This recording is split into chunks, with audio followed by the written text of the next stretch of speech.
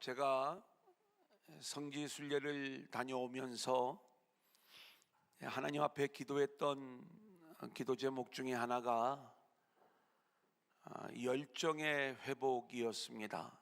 그래서 교회 안에 영적인 온도가 올라가기를 기도하는 것이었고, 그리고 그동안에 하나님께서 우리 교회를 끌고 가셨던 여러 키워드들이 있었는데, 이제 하나님이 주시는 새로운 은혜와 방향성을 알기를 원했던 거죠.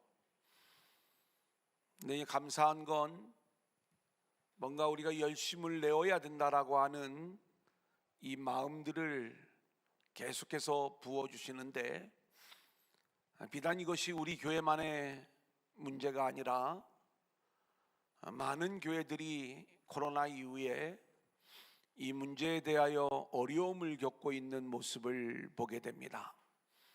오늘 아침에 목회 형제들의 모임이 있었어요. 사실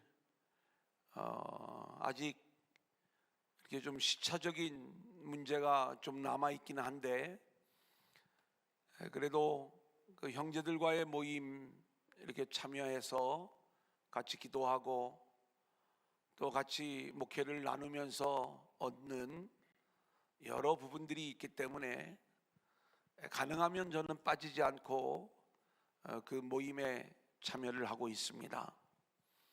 이제 오늘 함께 나눴던 이야기들은 이 목회적인 실제적인 내용들을 이렇게 나누게 되는데, 특별히 우리 금요 기도회에 대한 이야기들을 나누게 되었어요.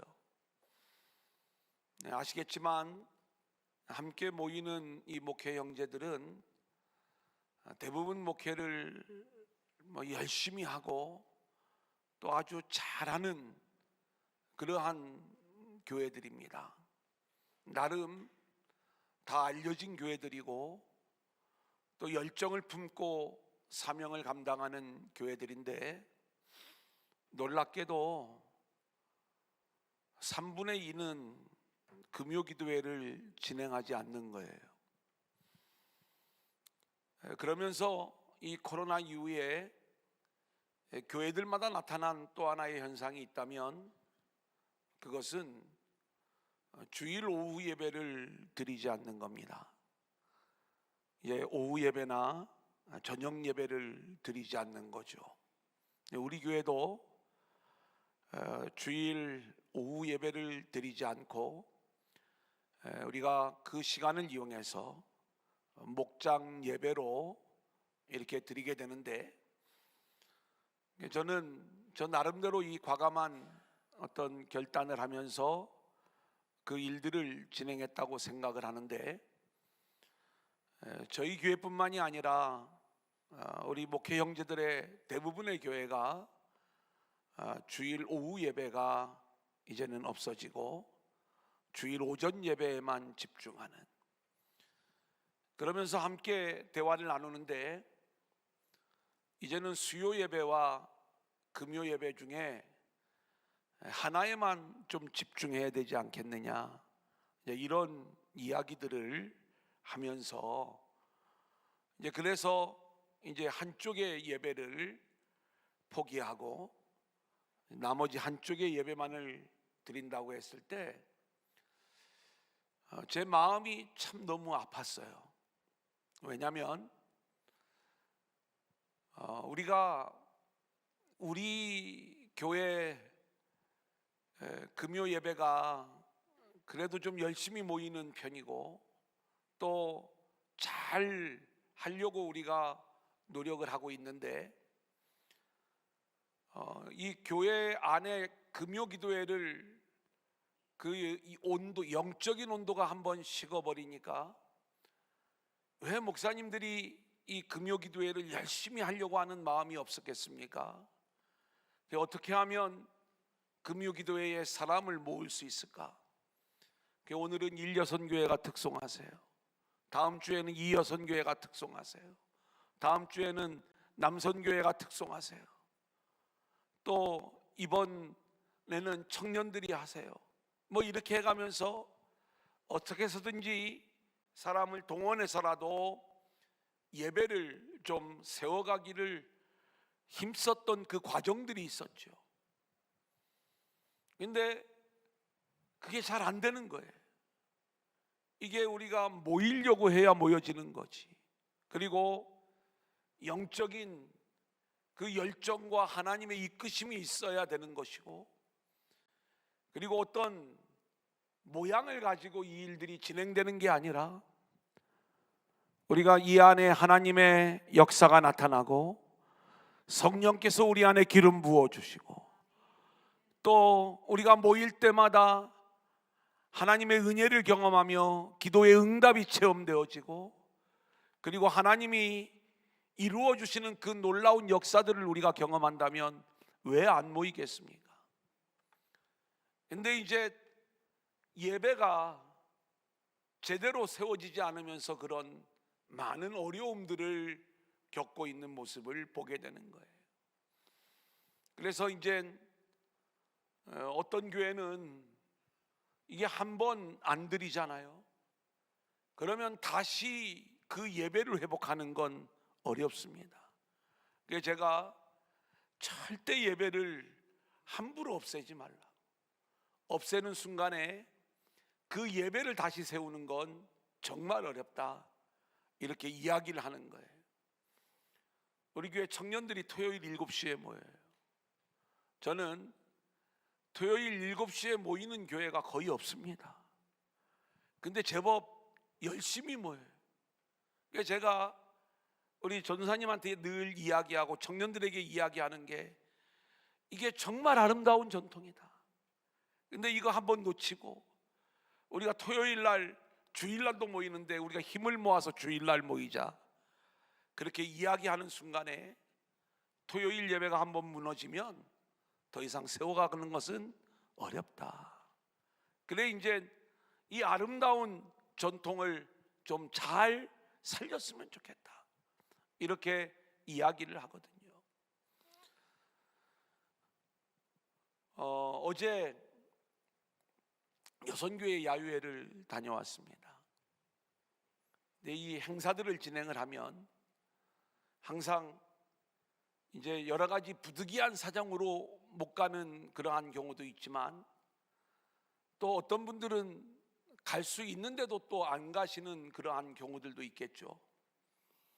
근데 이제 이 부분도 제 마음속에 이걸 어떻게 막 가자 해가지고 갈 수 있는 이제 그러한 내용은 아니니까, 물론 이러한 일들을 진행을 할 적에도 우리가 열심을 품고 일들을 진행해야 되는 건데, 어쨌든 갔다 오면 너무 좋고, 갔다 온 사람들은 아멘을 해줘야 이게 뭔가 앞뒤가 맞는데, 너무 행복하고, 그래서 내가 다음에는 또 반드시 가리라, 이 마음에 들면 가지 말자고 해도 가는 것 아니겠습니까?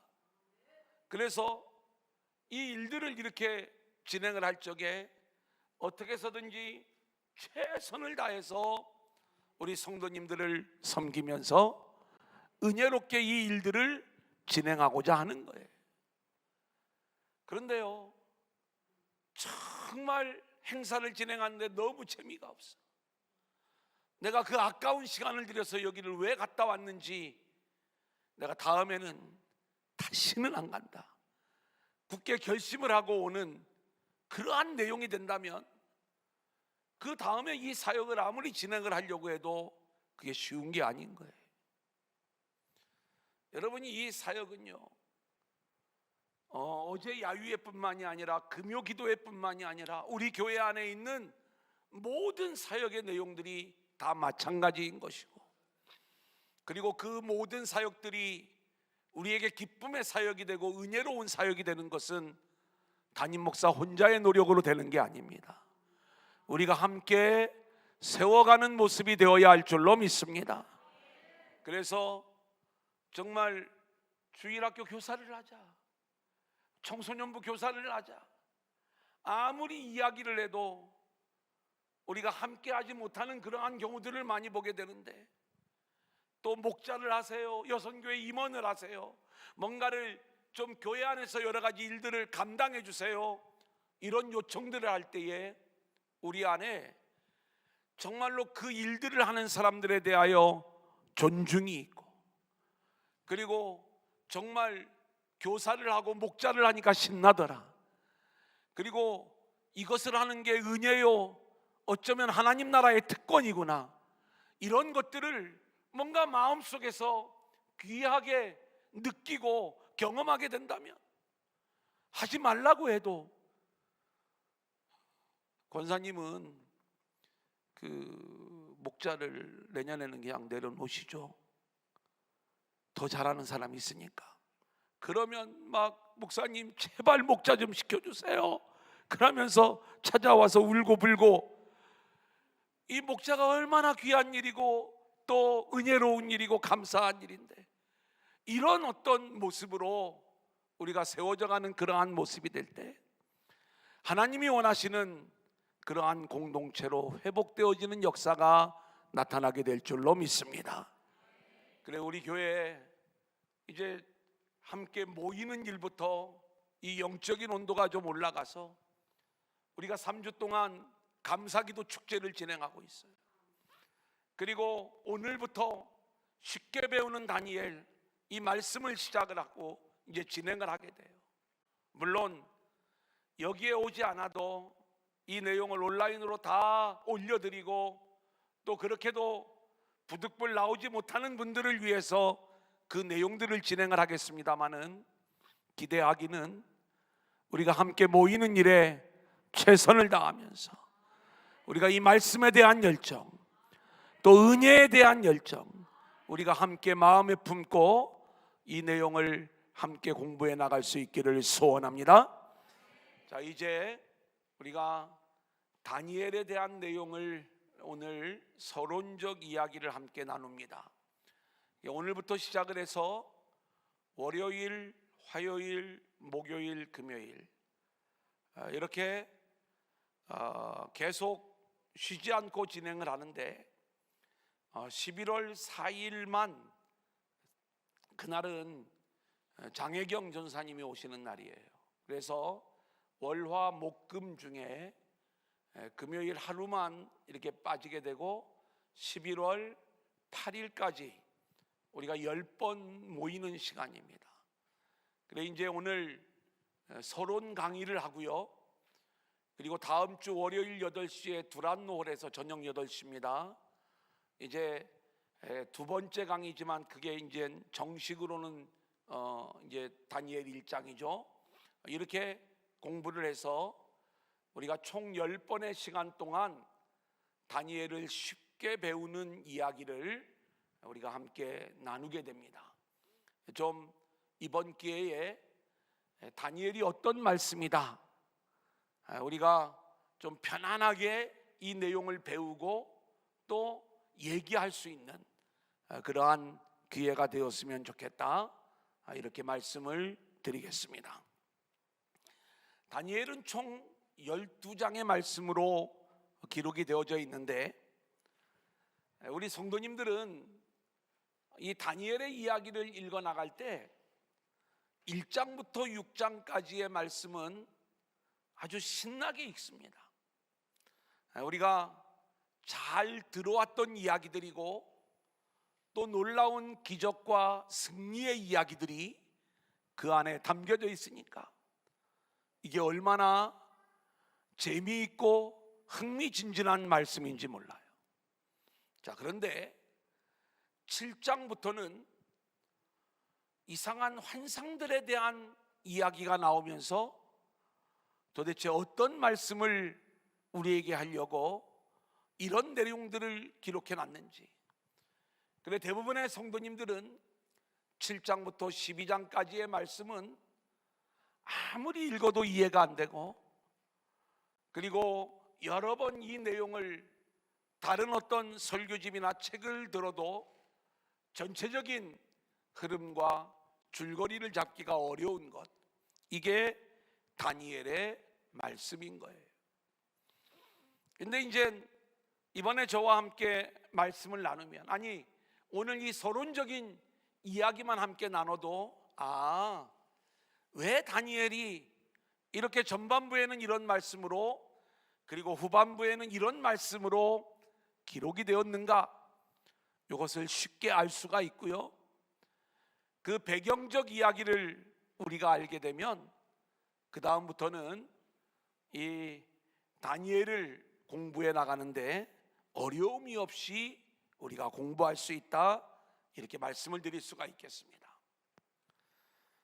특별히 다니엘서를 보면 다니엘서는 다니엘이라고 하는 한 인물을 취급하고 있지만 이 다니엘의 연대가 바벨론, 메데, 바사 왕국으로, 그러니까 이 다니엘이 새 나라가 진행되어지는 그 동안에 계속해서 정상의 위치에 있는 모습을 보게 되는 거예요.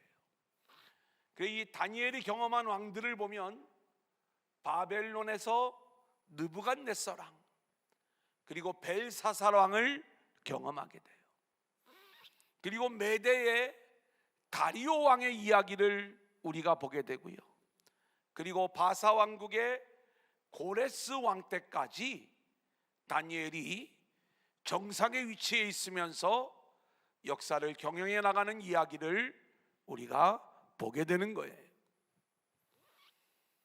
그러니까 이 오랜 기간 동안에 다니엘이 정상에 있는 모습을 우리 가운데 보여주는데 왜 성경은 이 내용을 우리에게 말씀하고 있는가?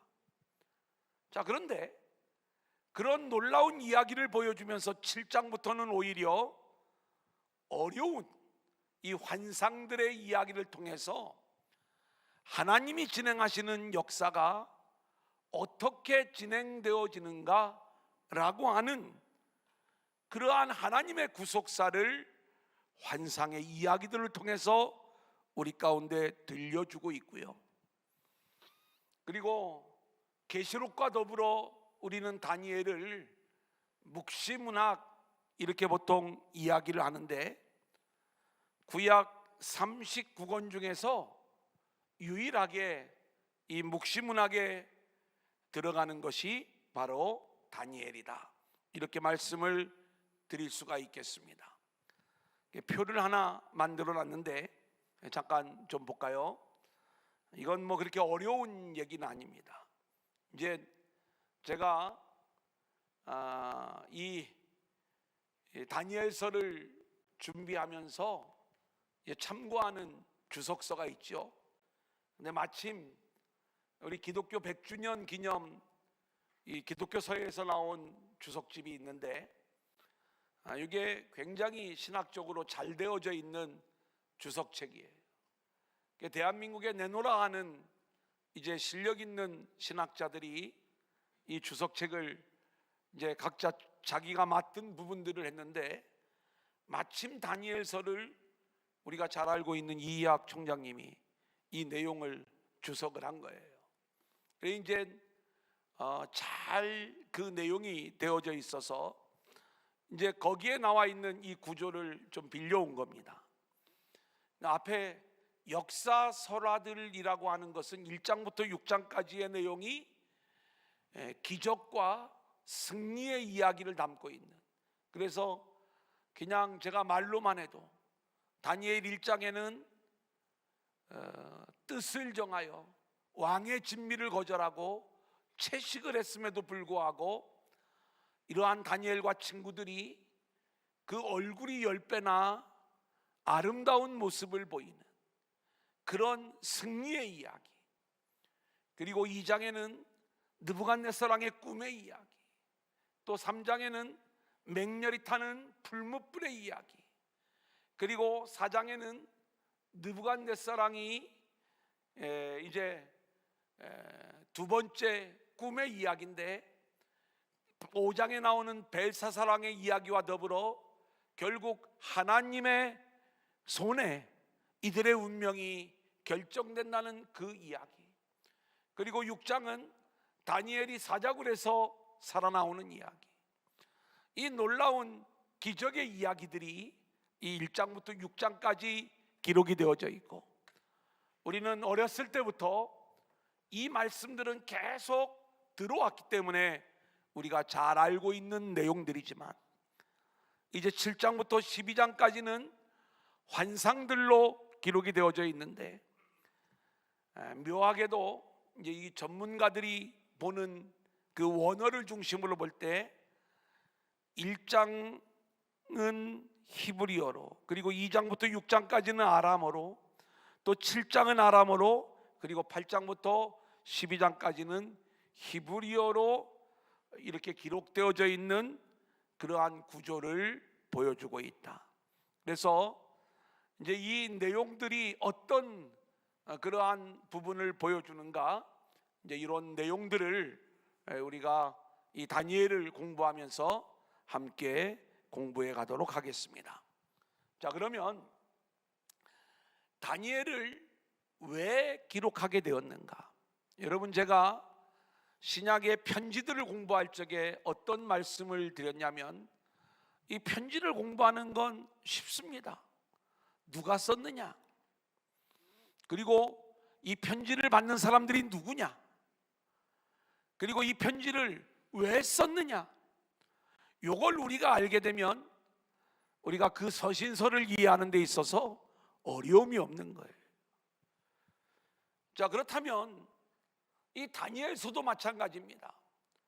다니엘서를 누가 썼느냐, 그리고 다니엘서를 쓴 목적이 있을 것 아니겠어요? 왜 이 다니엘서를 썼느냐? 그런데 이 다니엘을 쓴 연대는 어떻게 되느냐? 이제 이런 것들을 우리가 알아야지 우리가 이 다니엘을 쉽게 이해해 나갈 수가 있는데, 우리는 이 성경이 우리 가운데 이렇게 주어졌을 적에 성경을 읽어나가는 그 내용만 가지고서는 우리가 이 배경이나 또 이 기록된 연대나 이런 것들을 공부하는 게 그렇게 만만한 일들은 아니에요. 그래, 이 부분들은 이제 이렇게 성경 공부를 통해서 우리가 배우는 과정들을 갖는 거고요. 그러면 목사님, 아니 그런 공부를 하지 않으면 우리가 이 성경을 읽어 나갈 때에 우리가 이 성경의 내용들을 온전히 이해할 수 없다면 하나님의 말씀에 어떤 문제가 있는 것 아닙니까? 이렇게 반문하실 수가 있는데, 그런 건 아니고요. 우리가 이 배경을 알면 이 말씀을 좀 더 깊이 이해할 수가 있고, 그리고 이 말씀을 하나님이 우리에게 주신 본래의 의도를 우리가 쉽게 이해할 수 있으며, 오늘 이 시대에 우리는 다니엘을 왜 읽어야 되고 그리고 어떻게 읽어야 되는가를 잘 알려주는 내용이 바로 다니엘이다, 이렇게 말씀을 드릴 수가 있겠어요.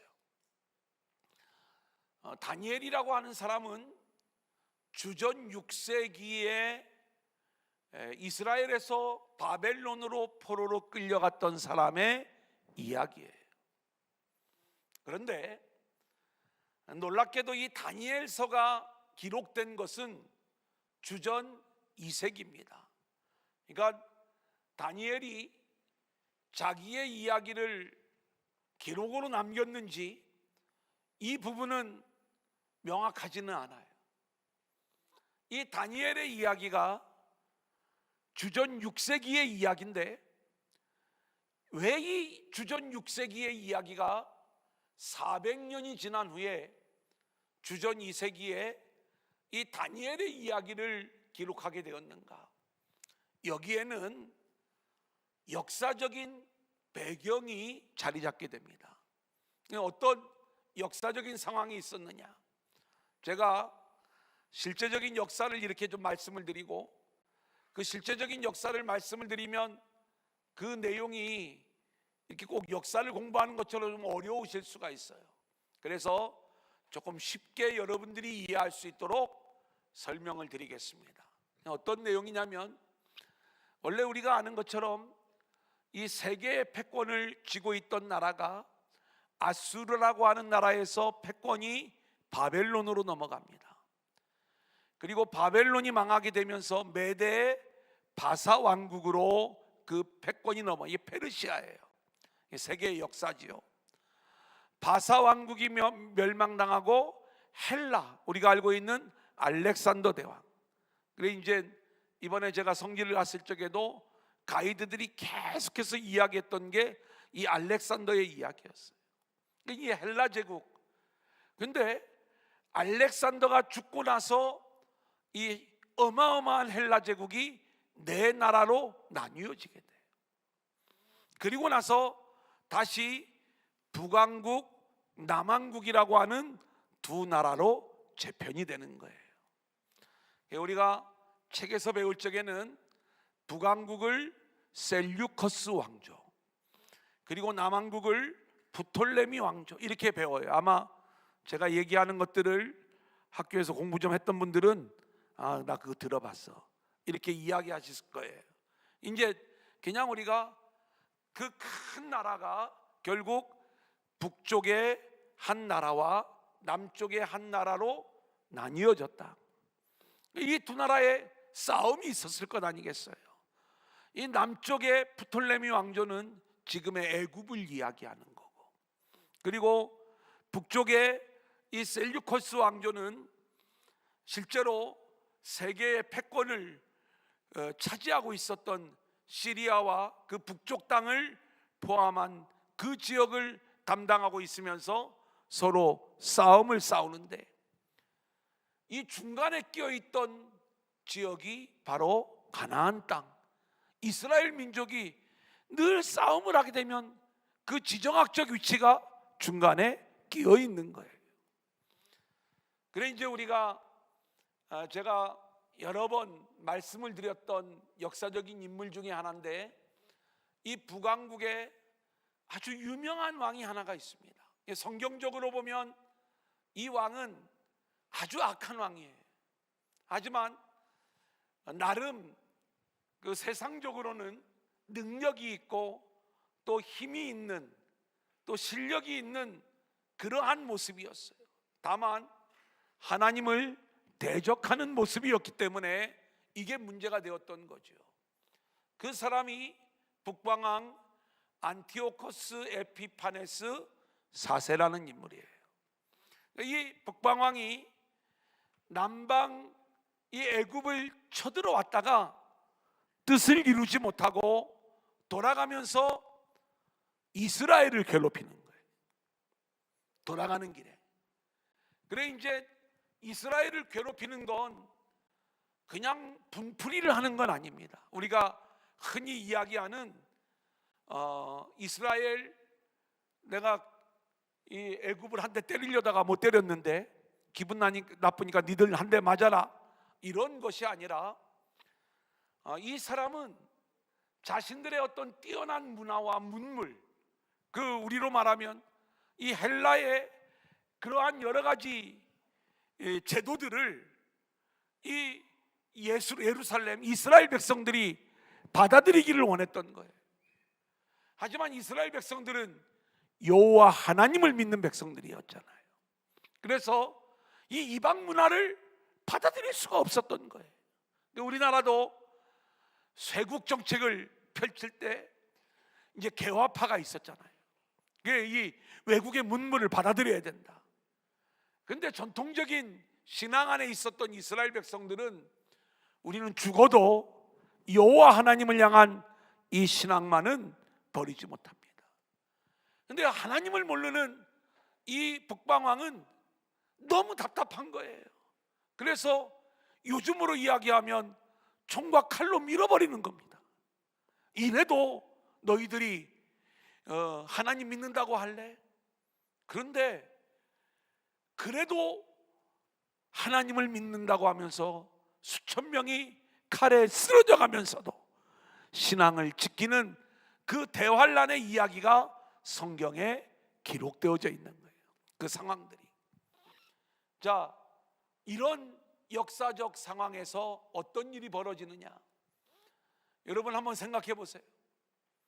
이렇게 세계에서 가장 힘이 센 나라가 쳐들어와서 하나님을 믿는 게 미개한 모습이라고, 오히려 이 헬라 사람들이 믿었던 이방신을 믿으라고, 그리고 성전을 무너뜨리고 그리고 성전을 더럽히는 그러한 일들이 있을 때에 사람들이 자기들의 신앙을 지키기 위하여 목숨 걸고 그렇게 하나님 신앙을 지키는데, 이때 하나님은 이 다니엘서의 말씀을 기록하게 하시는 거예요. 물론 그 이야기를 저자가 직접 기록을 했는지 아니면 전해져 오는 다니엘의 이야기를 모아서 집대성을 했는지, 이것은 우리가 그 내용들을 깊이 공부하는 건 어려워요. 다만 하나님이 그 말씀을 우리 가운데 주신 거잖아요. 어쨌든 이 말씀을 하나님이 우리 가운데 주심으로 인해서 이 다니엘서의 저자가 지금 이야기하고 있는 내용은 뭐냐? 지금 우리가 이토록 하나님을 믿는 신앙이 고난의 길이요, 순교의 길이요, 그리고 목숨을 걸고 하나님을 믿어야 되는 그러한 일이지만, 우리가 지금 있기 전에 400년 전에 주전 6세기에 우리의 신앙의 조상들은 이런 일이 있었단다. 바벨론의 포로로 끌려갔는데 거기에 다니엘이라고 하는 할아버지가 있었고 또 다니엘의 세 친구가 있었는데, 이들이 이방 나라의 포로로 붙잡혀가서 거기에서 하나님 신앙에 대한 심각한 위기와 도전을 받았지만 목숨을 걸고 하나님을 섬겼을 때 하나님께서 우리 신앙의 선배들을 이렇게 살려주시고 승리하게 해주시고 이기게 해주셨단다. 그 내용이 다니엘의 이야기인 거예요. 그렇다면 실제로 이 다니엘서가 쓰여졌을 때 이 다니엘서를 읽었던 사람들은 하나님은 주전 6세기에만 살아계신 하나님이 아니라 지금 이 고난의 상황 속에서도 우리가 믿는 하나님은 살아계신 하나님, 우리가 목숨을 걸고 하나님 신앙을 지키면 하나님께서 우리와 함께 하시고 이 신앙의 길을 붙잡아 주실 거야. 할렐루야. 이 놀라운 승리에 대한 확신을 가지면서 이제 이 다니엘서를 읽었을 거라 이 말씀인 것입니다. 자, 그렇다면 이 이야기는 오늘 이 시대를 살아가는 우리들에게도 동일하게 적용되는 거예요. 여러분, 오늘 우리가 살아가고 있는 이 시대는 영적 전쟁의 시대예요. 악한 영이 우리가 지금 이 적그리스도의 모습을 보이는 북방왕의 그러한 어떤 침탈의 모습은 아니지만, 이 악한 영이 세상의 권력과 세상의 물질과 세상의 이념과 세상 것들을 가지고 우리들을 얼마나 공격해 오는지 몰라요. 특별히 우리의 신앙이 온전히 세워지지 못하도록, 지금 이러한 시대에 하나님을 믿는 것 엉터리야, 너가 알지 못하니까 하나님을 믿는 거야, 세상이 어떤지를 알아야 돼, 너의 그 닫혀진 마음 문을 열고 세상 것을 받아들여야 돼. 우리가 세상 것을 내려놓으려고 할 때 얼마나 큰 이 세상의 공격이 우리 가운데 임하는지 몰라요. 우리는 너무나 많은 것들을 포기해야 되는 거예요. 자, 그러한 이 영적 전쟁의 상황에서 우리는 자기의 생명을 걸고 하나님 신앙을 지켰던 다니엘의 이야기를 읽어나가는 거예요. 우리가 함께 이 다니엘 말씀을 공부해 나가면서 이 영적 전쟁의 시대에 우리의 믿음이 다니엘처럼, 그리고 주전 2세기 고난 가운데 있었던 구약교회의 성도들처럼 우리도 위기의 상황 속에서 하나님 신앙을 붙잡을 수 있기를 소원하고, 또 이기고 승리하는 역사가 우리 가운데 나타날 수 있기를 소원합니다. 자, 그러면 이제 오늘 우리가 마지막으로 다루어야 될 내용은 70일애와 그리고 7년 대환란이라고 하는 내용의 주제예요. 여러분 보세요. 70일에 오늘 24절의 말씀을 보면 내 백성과 내 거룩한 성을 위하여 70일을 기한으로 정하였나니 그랬어요. 제가 이제 다니엘 7장부터 12장까지의 말씀은 하나님이 진행하시는 역사인데 그 역사가 기한이 정해져 있다는 거예요. 이 기한이 정해져 있다는 건 은혜예요. 왜냐하면 여러분, 우리가 이 고난이 언제 끝날지, 지금 주전 2세기에 북방왕으로 인하여 엄청난 순교적 위험에 처해 있었던 이스라엘 백성들에게 이 역사의 끝이 없다면 이 일이 언제 끝날 것인가, 이 고난이 언제 맞춰질 것인가, 얼마나 어렵겠어요. 그런데 하나님이 역사의 기한을 70일에로 정하였다고 누구한테 알려줘요? 다니엘에게 알려주고 있는 거예요. 그래서 이 70일의 역사의 기한은 다니엘 시대에만 유효한 것도 아니고 주전 2세기에만 이 말씀이 유효한 것이 아니고 오늘 이 시대를 살아가는 우리들에게도 하나님의 역사의 기한은 70일에로 정하여져 있다. 그런데 지금도 이 70일에를 계산하는 사람들이 얼마나 많이 있는지 몰라요. 그래 아마 이 다니엘서와 요한계시록의 말씀을 통해서 뭔가 이 묵신왕가락을 공부했던 분들, 우리 성도님들 중에서도 여러 가지 방법으로 이 내용을 공부했던 분들이 혹시 있을지 모르는데, 그래 이제 아는 것처럼 7일에 62일에 마지막 한 일회를 절반으로 나눠서 전 3년 반, 후 3년 반 그래가면서 이 연도는 언제부터 언제까지고 요 일은 언제부터 언제까지고 요 일은 어떤 때를 이야기하는 것이다, 이렇게 구체적인 연도까지 이렇게 배워가면서 공부를 했던 분들이 계실 거예요. 또 뭐 안 계셔도 상관은 없는데 이제 중요한 부분을 말씀을 드립니다. 제가 여기에 연도는 적어놨지만 이것은 참고하라고 적어놨을 뿐이지 이 연도를 생각하면서 하나님이 우리에게 말씀하신 내용은 아니에요.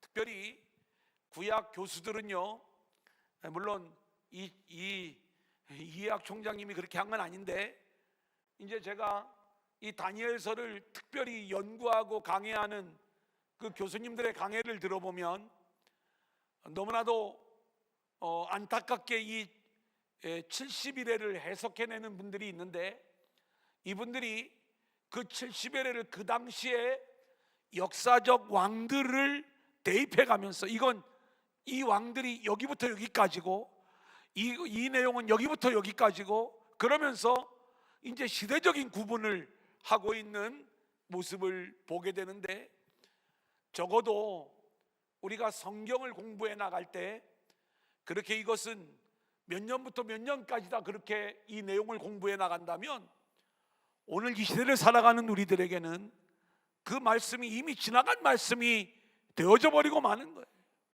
그러니까 우리는 그 말씀을 우리에게 주시는 하나님의 의도를 우리가 알아야 된다, 이 이야기인 것입니다.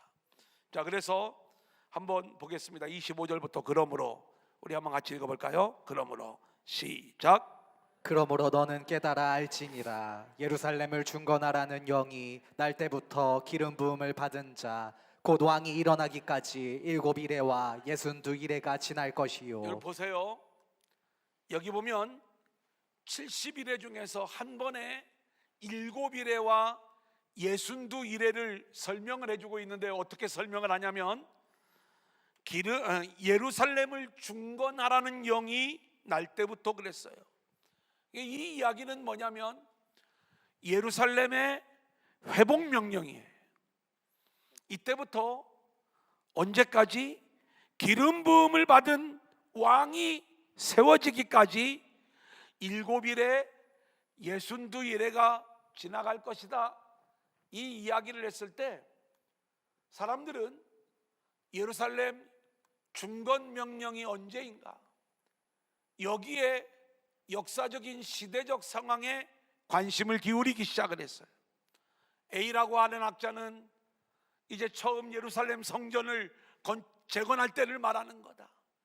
B라고 하는 학자는 아니다, 에스라의, 이제 우리가 에스라 느헤미야의 말씀을 배웠는데 에스라가 돌아와서 이제 신앙의 회복을 이야기하는 걸 말하는 거다. 다양한 여러 주장들을 펼치면서 이 내용들을 이야기하지만 우리가 알아야 될 것이 있어요. 뭐냐면 지금 예루살렘 회복 명령, 예루살렘을 중건하라는 그 명령이 세워지고 나서부터 기름 부음을 받은 왕이 오실 때까지, 이건 뭐냐면 기름 부음을 받은 왕, 그분이 예수님이죠.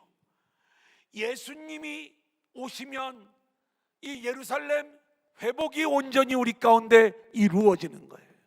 그러니까 우리가 이것을 몇 년부터 몇 년까지 이 기간을 얘기하는 거다.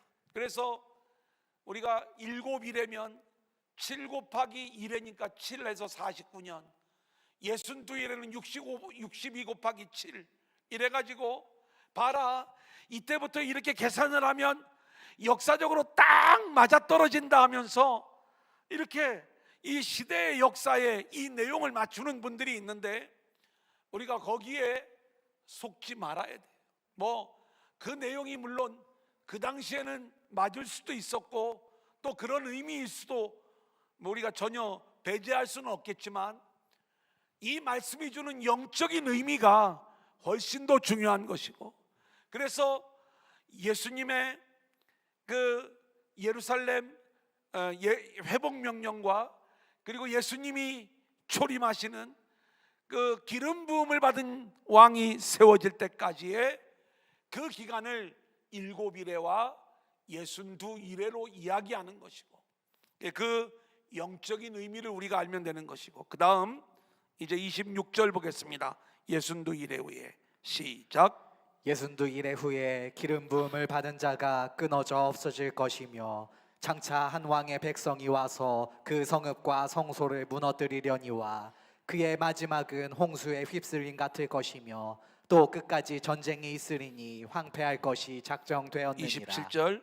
그가 장차 많은 사람들과 더불어 한 이래 동안의 언약을 굳게 맺고 그가 그 일의 절반의 제사와 예물을 금지할 것이며 또 포악하여 가증한 것이 날개를 의지하여 설 것이며 또 이미 정한 종말까지 진노가 황폐하게 하는 자에게 쏟아지리라 하였느니라 하니라. 자, 그 역사가 어떻게 진행되느냐? 이 빼앗겨버린 예루살렘, 무너져버린 예루살렘, 이 예루살렘이 중건되어지는, 중건하라는, 회복하라는 명령이 내려지고 이 일을 위하여 누가 오셔요? 기름을 부은 왕 그리스도가 오시는 거예요. 이때까지 7일에 그리고 62일에가 지나가고 이제 그 왕이 와서 사역을 시작을 하는 한 일의 이야기가 남아 있는데 그 일의 절반에는 여기 내용을 보니까 27절에 제사와 예물을 금지할 것이며, 이 얘기는 뭐냐면 이제 그 일의 절반이 지나가면은 성전 제사가 끝이 난다는 거예요. 그리고 그 이후에는 큰 고난의 시대가 열리게 될 것을 우리 가운데 이야기하는데, 역사가 끝날 때까지 이제 이 고난의 시대가 열리게 될 것이다. 진노가 황폐하는 자에게 쏟아지게 된다. 이렇게 말씀하고 있어요. 자, 이제 넘겨보세요. 그래서 71회라고 하는 것은 우리가 이걸 7 곱하기 70 그래가지고 490년으로 어떤 역사적인 그 일들을 찾아가려고 할 이유가 없다는 거예요. 아무도 알 수 없는 종말의 시기를 바라보며 하나님의 백성들이 항상 이때가 우리가 살아가고 있는 때를 분별하면서 이제 주님 다시 오실 그날이 얼마 남지 않았음을 우리가 생각하면서 그때를 준비해야 되는 기간이다. 세대주의자들은 7년 대환란을 이야기할 때가 많아요. 근데 성경에는 그 어느 곳에도 7년 대환란이라는 용어를 쓴 적이 없어요. 70일에가 이제 70일에를 이야기하면서 마지막 한 일회를 그 일회의 절반과 남은 절반으로 나누어 설명을 한 적은 있고, 그 남은 절반의 때가 환란의 때임을 이야기한 적은 있지만, 세대주의자들이 말하는 주님이 오시기 전에 7년 동안 대환란이 있게 된다라고 하는 이 해괴망측한 이야기는 세대주의자들이 만들어낸 그러한 이제 이야기다. 왜 그러느냐? 우리가 보통 기름 부음을 받으신 왕이 세워지기까지, 여기를 우리 주님이 공생애를 시작하는 때를 얘기하거든요. 그러면 요때로부터 한 일회가 지나면 역사의 종말이 와야 되는데, 한 일회가 지나도 역사의 종말이 오지 않으니까 이 사람들이 이 한 일회를 뚝 띄어서 마지막 종말 전에, 재림 전에 7년 동안 이 환란의 시대가 있게 될 것이다, 이렇게 69일회와 마지막 한 일회를 자기들 마음대로 분리시켜 놓은 거예요. 성경은 어디에도 그걸 분리하는 이야기는 없는 거예요.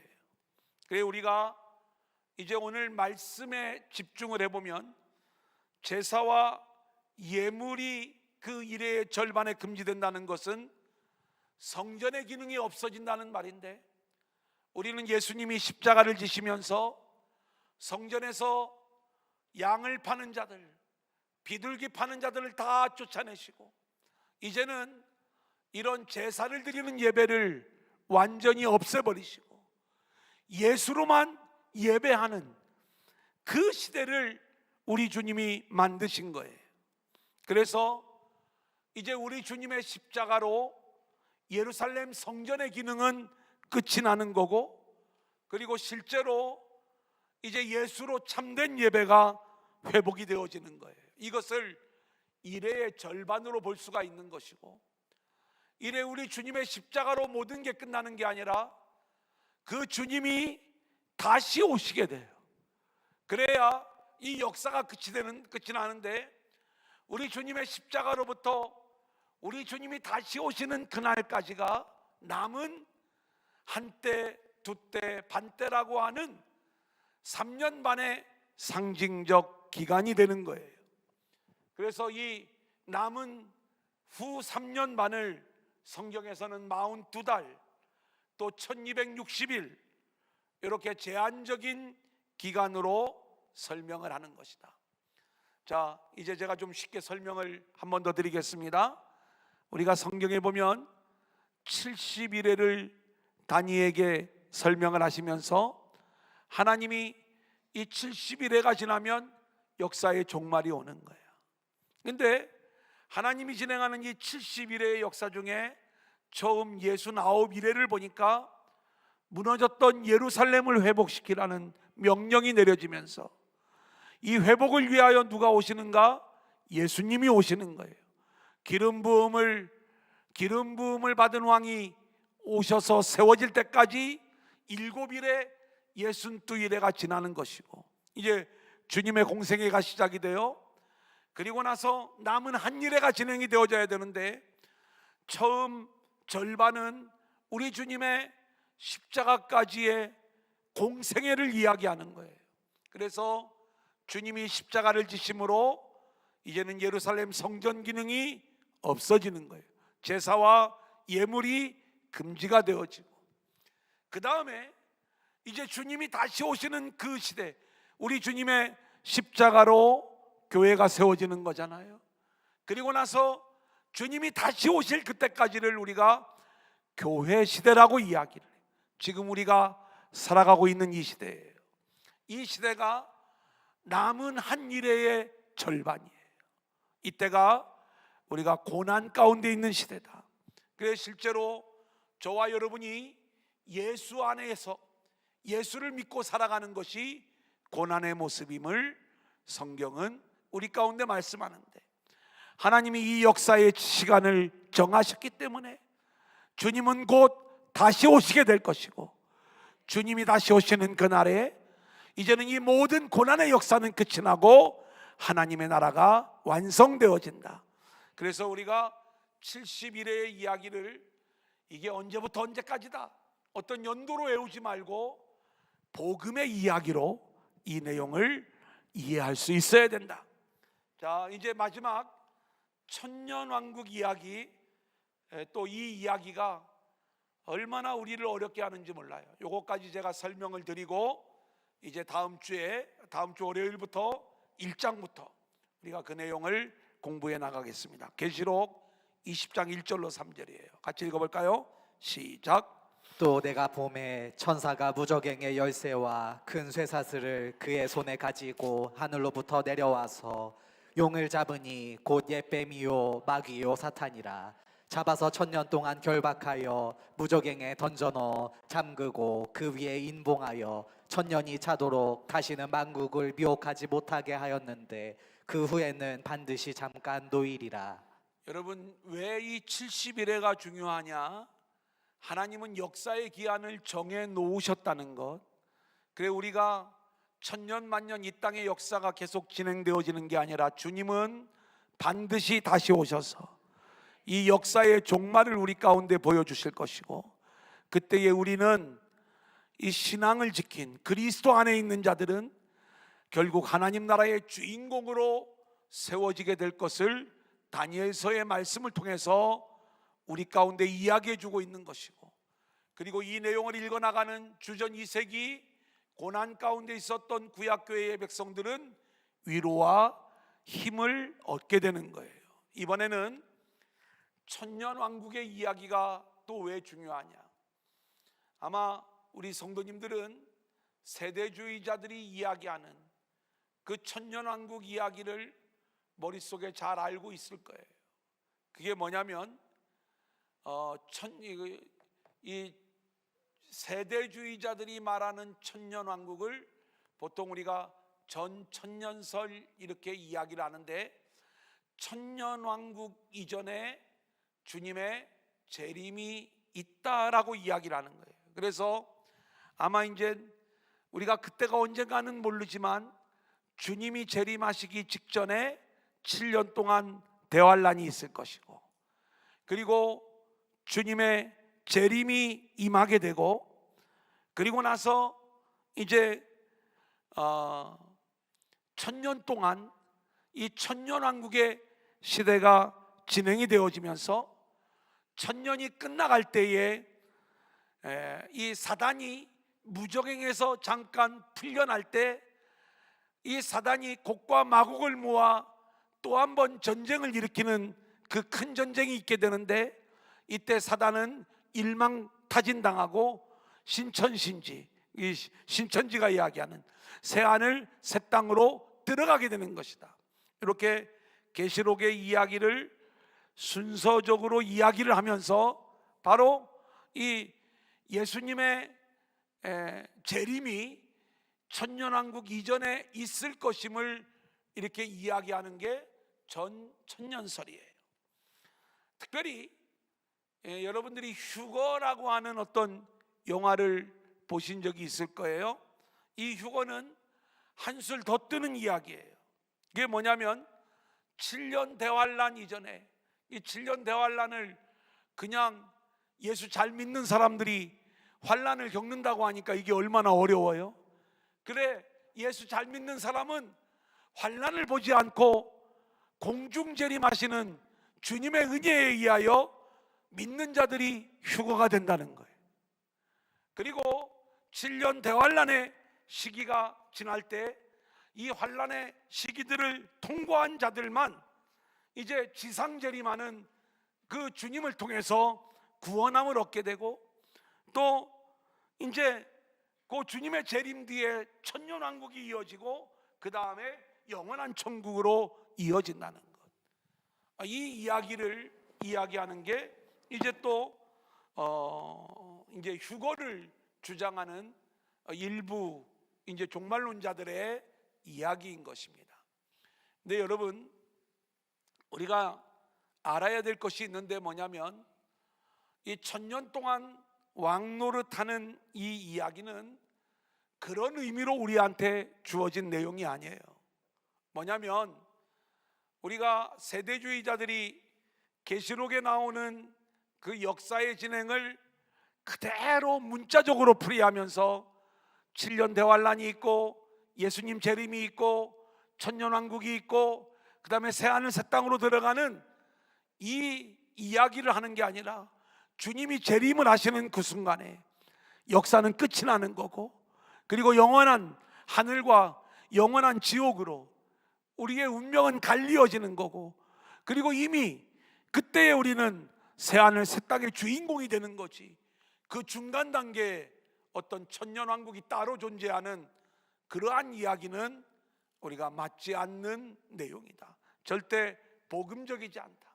그리고 환난을 두려워하여 공중에 재림하시는 주님을 이야기하면서 이제 그걸 우리가 그냥 또 이야기하는 거 아니죠. 나중에 이제 말씀을 드릴 기회가 있겠습니다마는, 그러면서 먼저 휴거되는 사람들이 있다, 이런 이야기들을 우리가 주장하는 그러한 분들이 있는데, 이러한 것들도 잘못된 그러한 이론이고, 또 하나는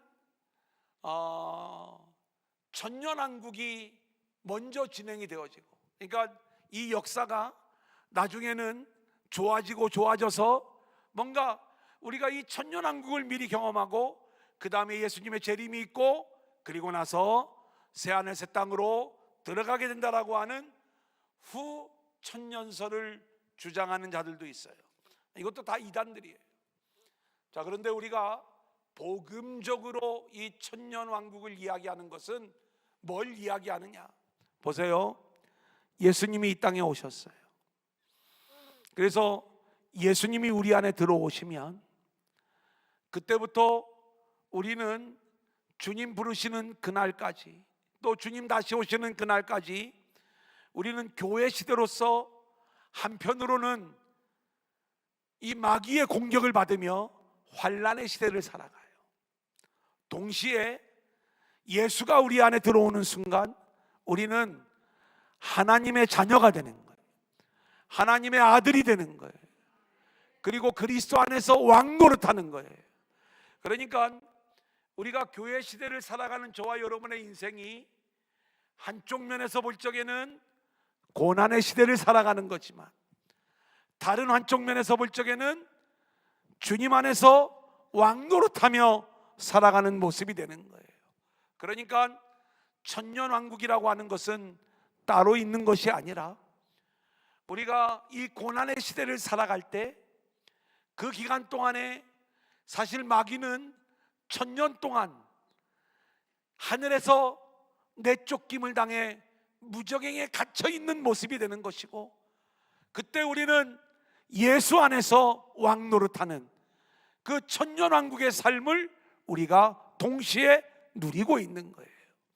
학자들은 이것을 무천년설 이렇게 이야기하지만, 우리가 어떤 이론으로 이 내용을 얘기하고, 천년왕국은 따로 있는 게 아니라 우리가 교회 안에서 예수를 믿음으로 고난을 당하지만 그 고난의 때에 동시에 우리는 그리스도 안에서 왕노릇하는 그 주님으로 말미암아 우리가 천년이라고 하는 이 기간이 숫자로 1000년이 아니라 상징적 기간을 얘기하는데, 그렇게 주님이 다시 오시는 그날까지 우리는 그리스도 안에서 왕노릇하는 그러한 존재임을 우리 가운데 말씀해 주시는 복음의 이야기지, 우리가 이것을 어떤 교리로 이 내용을 공부하려고 하면 안 되는 것이다.